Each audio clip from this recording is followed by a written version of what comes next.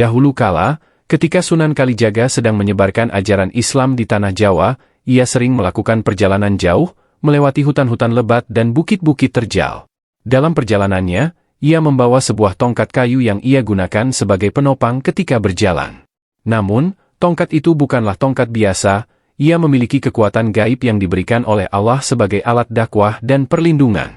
Sebelum melanjutkan video ini, alangkah baiknya untuk subscribe dulu channel ini dan nyalakan loncengnya, like, share, and komentar video ini. Pada suatu hari, Sunan Kalijaga sampai di sebuah desa yang dilanda kekeringan parah. Tanah retak-retak, tumbuhan mati, dan penduduk desa mulai kehilangan harapan. Mereka percaya bahwa desa mereka telah dikutuk oleh roh jahat.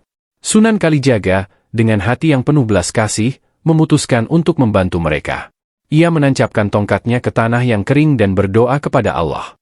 Tak lama kemudian, dari tempat tongkat itu tertancap, keluarlah air yang jernih, mengalir membasahi tanah. Penduduk desa bersorak kegirangan, dan desa itu pun kembali hidup. Namun, setelah tugasnya selesai, Sunan Kalijaga lupa mengambil kembali tongkatnya. Ia melanjutkan perjalanannya tanpa menyadari bahwa tongkat itu masih tertancap di tanah desa tersebut.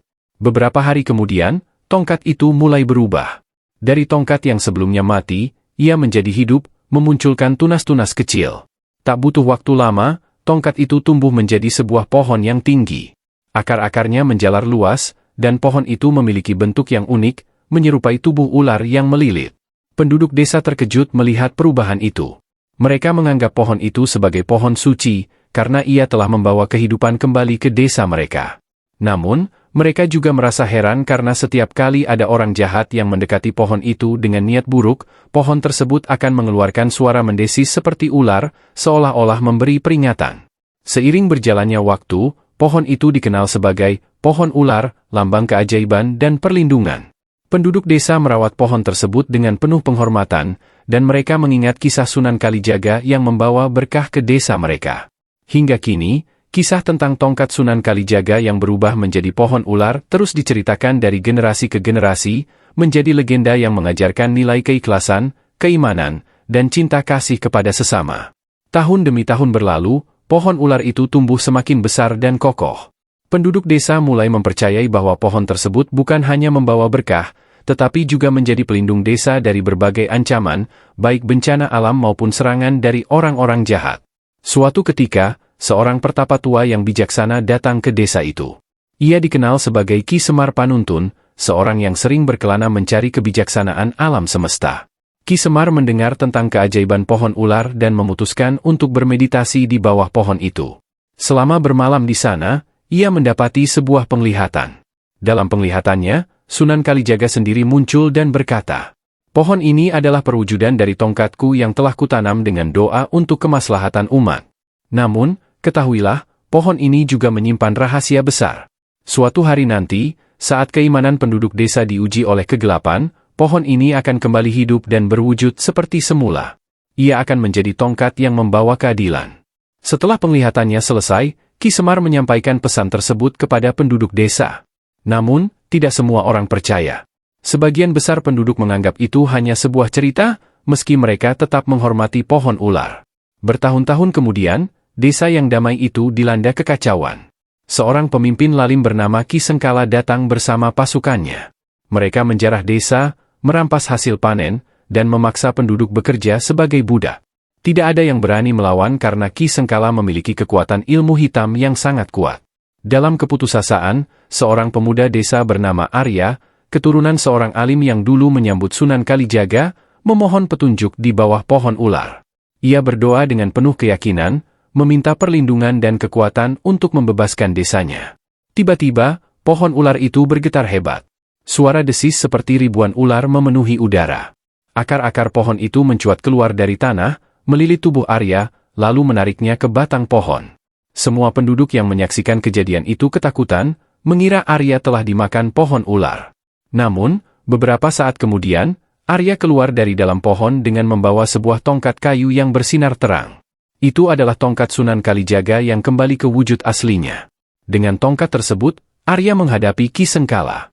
Ilmu hitam Ki Sengkala tak mampu melawan kekuatan tongkat yang dipenuhi berkah dan doa dari Sunan Kalijaga. Dalam satu pukulan, kekuatan jahat Ki Sengkala hancur, dan ia melarikan diri bersama pasukannya.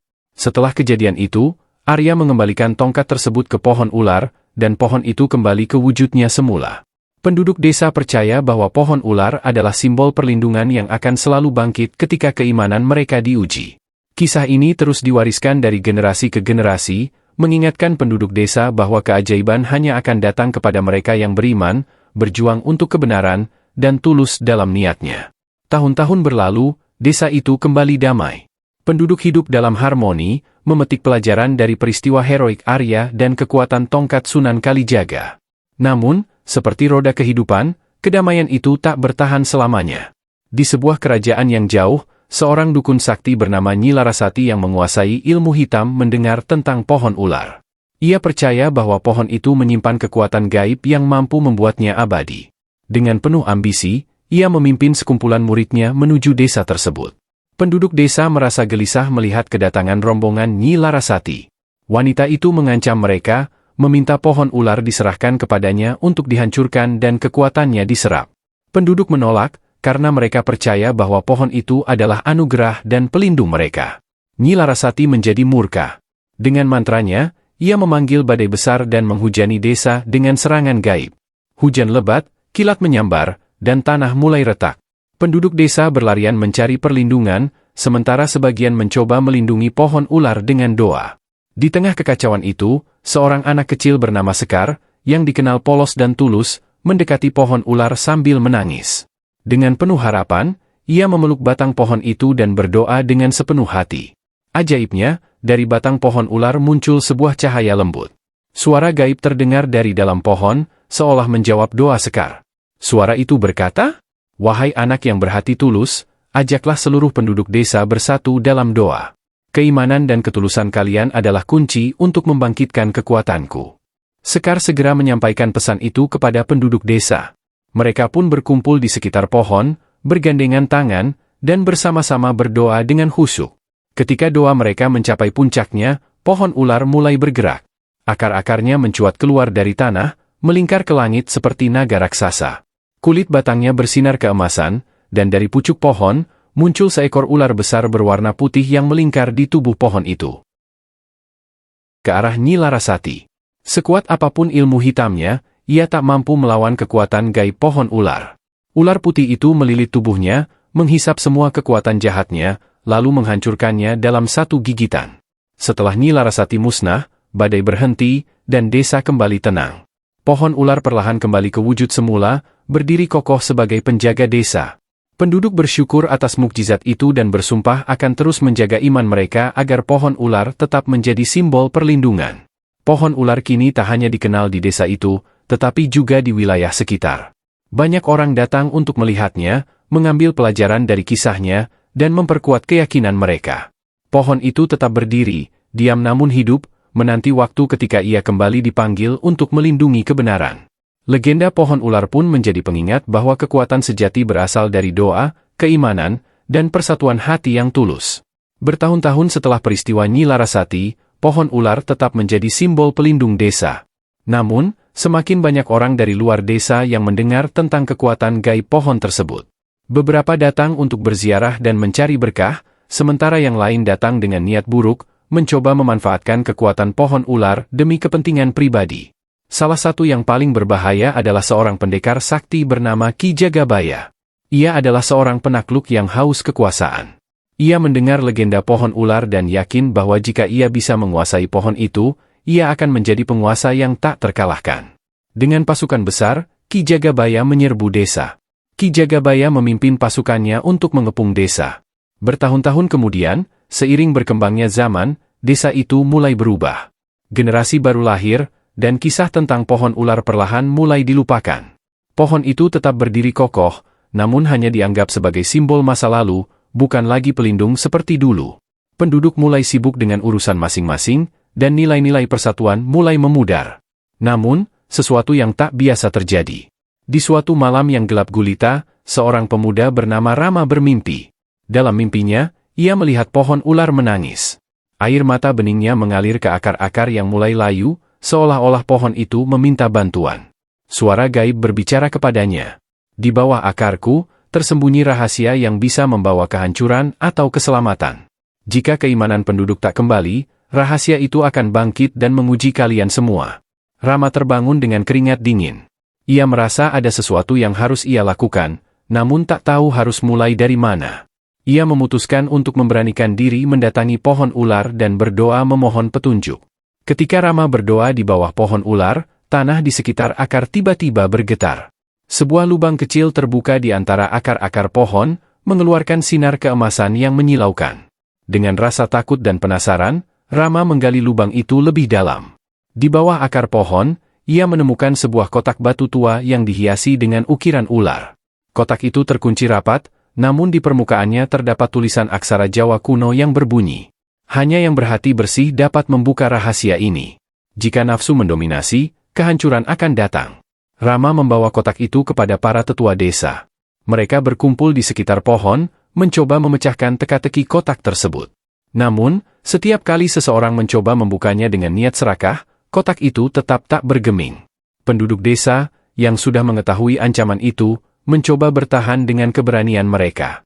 Namun, kekuatan mereka terlalu kecil dibandingkan dengan pasukan Ki Jagabaya.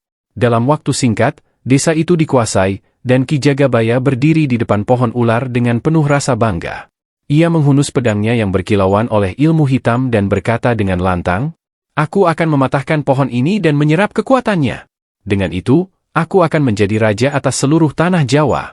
Namun, ketika ia mencoba menebas pohon ular, pedangnya terpental, dan pohon itu mengeluarkan suara geraman yang menggetarkan bumi. Tanah mulai bergetar, dan akar-akar pohon itu kembali mencuat dari tanah. Kali ini, bukan hanya ular putih yang muncul, melainkan puluhan ular besar dengan berbagai warna. Ki Jagabaya dan pasukannya mencoba melawan, tetapi tak ada satupun ilmu mereka yang mampu melukai ular-ular tersebut. Ular-ular itu bergerak cepat, melilit pasukan Ki Jagabaya satu persatu, melumpuhkan mereka tanpa ampun.